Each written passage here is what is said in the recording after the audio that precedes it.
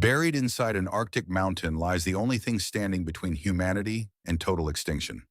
It is not a weapon. It is not a bunker for the elite. It is a collection of 1.3 million seed samples, frozen inside a slab of sandstone 1,300 kilometers from the North Pole. If global food chains collapse tomorrow, through nuclear war, engineered pathogen, climate cascade, or a slower failure we don't yet have a name for, this vault is the reset button. Only 3 keys can open it, held in 3 separate countries. It has been opened deliberately in an emergency exactly once in its history.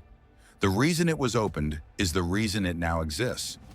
This is the story of the mountain that quietly holds the operating system for the next 10,000 years of human agriculture. The Svalbard Global Seed Vault sits on a flat-topped sandstone peak called Platteberget above the town of Longyearbyen on the Norwegian archipelago of Svalbard, 78 degrees north, 1,300 kilometers from the North Pole. The archipelago has a permanent population of 2,900 people. Svalbard was chosen in 2004 after a 2-year Norwegian study concluded that no other location on Earth combined 4 rare properties. The first, political neutrality. Svalbard is governed by the 1920 Svalbard Treaty, signed by 46 nations including the United States, Russia, China, the United Kingdom, France, Germany, Japan, and India. The treaty grants Norway sovereignty but forbids military use. Militarizing Svalbard would violate international law, binding on almost every major power on Earth. The second, geological stability. The Platteberget sandstone was formed 60 million years ago and has not moved significantly since. No seismic faults within 300 kilometers. No active volcanoes on Svalbard. The third, natural permafrost. The surrounding rock is frozen year-round at -4 degrees Celsius. If every mechanical refrigeration unit in the vault failed at once, earthquake, war, electromagnetic pulse, cascading grid failure, the seeds would remain viable for approximately 200 years on the ambient temperature of the mountain alone. The fourth, altitude. The vault's entrance sits 130 meters above sea level. Even under the worst climate scenarios for glacial melt, the entrance stays dry until the 24th century. Norwegian intelligence concluded that a nuclear strike would require accuracy within 400 meters, accuracy that itself requires overhead reconnaissance impossible under the treaty. The mountain is, in effect, diplomatically bulletproof. Construction began in 2006. Total budget, $9 million US. From the outside, the entrance is a wedge of gray concrete jutting from the mountainside, decorated with a light installation that reflects a low turquoise glow through the winter darkness. From the road, it looks like a piece of contemporary architecture. It is the only visible portion of what lies beyond. Behind the entrance, a 120-meter steel-reinforced concrete tunnel drives horizontally into the mountain. The tunnel is sealed by 5 airlock doors. 4 are blast-proof. 1 is designed to withstand the direct impact of a jet aircraft. At the end of the tunnel, 3 cavernous storage chambers open sideways into the sandstone, cooled to -18 degrees Celsius by mechanical refrigeration. Inside the chambers, plain black plastic boxes are stacked on industrial shelving. Each box contains approximately 500 seed samples, sealed inside foil pouches.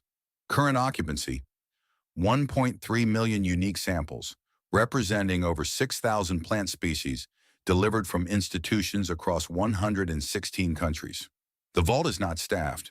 There is no permanent employee inside. Deliveries arrive 3 or 4 times a year.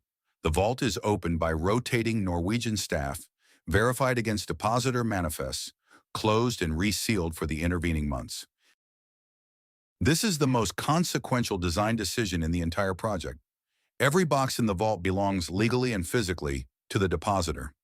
Norway does not own the seeds inside its own vault. The country that deposited a box owns that box. Only the depositor institution can request withdrawal. The system is designed on the model of a Swiss bank-safe deposit box, and for the same reason. If North Korea deposits seeds, which it has, Norway cannot examine them, catalog them beyond a top-level identifier, or hand them to a third party. The same applies to Iran, Cuba, Russia, and the United States, all of whom have material inside the vault today. The Svalbard Vault is one of the very few places on Earth where the United States and North Korea both have material physically stored, side by side, in a facility that neither can inspect. The Norwegian government has described this as the world's most quietly successful piece of diplomatic architecture. The rule that makes this work is unambiguous. The vault will never open a box on behalf of anyone except the depositor. Not in a war, not in a famine, not in a global emergency. If a depositor institution ceases to exist because its country collapses, its government falls, or its buildings are destroyed, its boxes remain sealed. For its first 7 years, much from February 2008 through September 2015, the vault operated exactly as intended. Boxes went in, no box came out. That changed on September 21st, 2015. The International Center for Agricultural Research in the Dry Areas, known as ICARDA, requested the withdrawal of 116,000 seed samples. ICARDA was headquartered in Aleppo, Syria. Its research campus and seed bank had been overrun in the Syrian civil war. Priceless collections of drought-resistant wheat, barley, chickpea, and lentil, developed over decades from indigenous cultivars gathered across the Middle East and North Africa, had been evacuated in phases as the conflict escalated. Without a research base to replicate them, the seeds would degrade even in freezer storage. ICARDA reconstituted its operations across 3 new sites, Beirut, Rabat, and Terboul, and requested the seeds it had deposited in Svalbard back so that it could resume the breeding programs that fed and would continue to feed roughly 500 million people across the drylands. Norwegian staff processed the withdrawal in 3 shipments. 116,000 samples returned to Lebanon and Morocco. ICARDA subsequently regenerated the seeds, harvested new stock, and deposited replacement samples back into Svalbard, closing the loop. The Svalbard Vault has now been withdrawn from and redeposited to 4 times: 2015, 2017, 2019, and 2023, all 4 times by ICARDA. The Syrian civil war, which killed over 500,000 people and displaced 12 million more, is the reason the vault has already proven its function. The vault worked. The system worked. The seeds are back. In May 2017, an unusually warm winter caused rapid permafrost surface melt on Plateau Berget. Meltwater cascaded down the mountain and entered the vault's entrance tunnel. It traveled approximately 15 meters before freezing solid as it hit the lower, colder interior. At no point did the water reach the storage chambers. The seeds were never at risk. The vault's own tunnel geometry, the downward slope into progressively colder rock, acted as designed as a natural barrier. But the incident was a warning.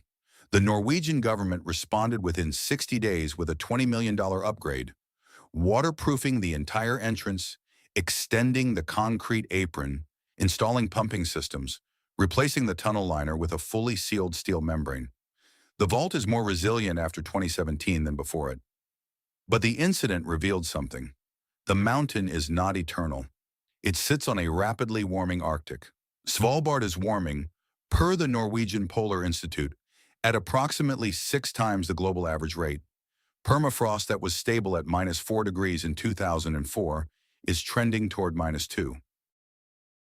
Between 2020 and 2025, deposits into the vault have accelerated. Roughly 270,000 new samples in 5 years, twice the pace of the previous 5. Institutions from Sudan, Yemen, Ukraine, Nigeria, and Ethiopia have prioritized sending samples to Svalbard as their own gene banks come under pressure from war, drought, funding collapse, or all 3 at once. The Ukrainian National Gene Bank in Kharkiv was partially damaged during Russian strikes in August 2022. Ukrainian authorities transferred 11,000 emergency samples to Svalbard in the following 6 months and have continued at a rate of roughly 1,000 samples per month. The Sudan National Plant Genetic Resources Center was destroyed in April 2023. The center had held 17,000 unique varieties. 1,000 had been deposited in Svalbard. The rest are gone. The single largest depositor institution to Svalbard by accessions per year since 2022, is not a wealthy country's research center.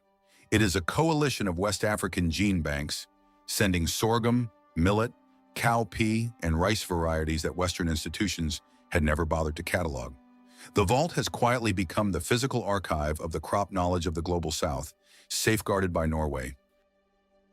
Modern human agriculture is approximately 10,000 years old. Every crop we cultivate today, wheat, rice, maize, potatoes, cassava, sorghum, lentils, beans, is the result of 10 millennia of unbroken human selection. Tens of thousands of generations of farmers, choosing which seeds to save, which to eat, which to plant next season. Every strain has a lineage. Every lineage has an origin community. Every origin community has a landscape, a climate, and a set of pressures that shape that particular strain. If the modern industrial food system collapses through nuclear exchange, engineered pathogen, climate cascade, or the slower failure of soil, aquifer, and pollinator, reconstituting agriculture from scratch would require access to that pool of genetic diversity. Not the 20 commercial varieties currently grown across most of the world's farmland. The thousands of near-forgotten land races adapted to specific climates and specific pests. The Svalbard Global Seed Vault is the only comprehensive backup of that 10,000-year experiment that exists on Earth. No comparable facility exists anywhere. Regional gene banks, national gene banks, university collections. All of them exist. All of them are important. And all of them have been individually vulnerable to war, funding cuts, mechanical failure, and government neglect. Svalbard is the layer beneath. The mountain is what remains after everything else has failed. There is a stainless steel plaque at the Svalbard entrance, not visible in most tourist photographs. It reads in Norwegian and English, "Deposited on behalf of humanity." That phrase is unusual. It is a legal term of art. It was drafted because no institution, no United Nations agency, no sovereign nation, no NGO could legally accept a deposit on behalf of the species itself. Norway solved the problem by describing the depositor as humanity and the recipient as the Kingdom of Norway acting in trust. The vault therefore belongs, in legal fiction, to everyone who has ever cultivated food, which is to say, since roughly 10,000 BC, everyone. There are places on Earth where humans have chosen to store their most important documents, their most important art, their most important cultural artifacts. There are exactly 0 other places where humans have chosen to store the operating system of their food supply. One mountain, one vault, one plaque, deposited on behalf of humanity. If this is the kind of story you came here for, subscribe. More files are on the way.